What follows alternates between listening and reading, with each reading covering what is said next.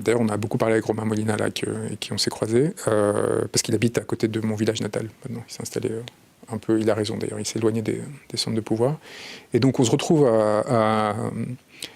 je lui dis, bah écoute, donc le Barça, voilà, club sans publicité pendant très longtemps. Club qui après décide non seulement de ne pas avoir de publicité, mais de mettre un petit logo de l'UNICEF pour reverser de l'argent. Bon, bref, tout ce qu'on peut, avec que des joueurs du coin et compagnie. Donc, et avec un très beau école de foot, enfin un jeu esthétique en plus. Enfin, il y avait tout pour. Et donc il y a Messi qui est là depuis les 14 ans et qui devient le plus grand joueur de l'histoire, alors que c'est un Argentin qui. Bon, bref.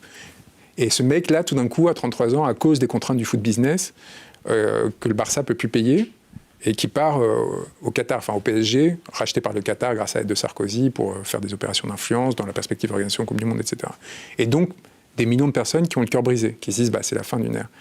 Et moi, je lui dis, bah, écoute, il y a une distorsion de concurrence, je connais bien le droit européen, on peut essayer de faire un recours pour empêcher un référé, quoi, pour empêcher le... Et en droit, on avait raison, on lance le truc, il est socio, c'est-à-dire qu'il est propriétaire d'une petite part du Barça, puisqu'il appartient à ses supporters. Donc on se dit, on va empêcher le transfert de Messi au PSG. Donc on fait presque ça, enfin, c'est pas pour rigoler, mais enfin, pour le côté romantique, on le fait justement, ça nous prend un temps fou, parce que c'est hyper complexe, c'est des règles européennes, ça fait le tour du monde.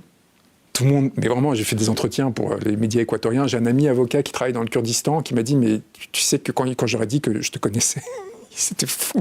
Parce que, en fait, il faisait des millions de personnes dans le monde entier qui étaient brisées parce qu'ils étaient en train de voir. Ça peut paraître puéril, mais ça l'est pas du tout. Évidemment, la justice française trouve mille façons de contourner le problème réel dont on pourrait parler. Mais derrière, qu'est-ce qui se passe ?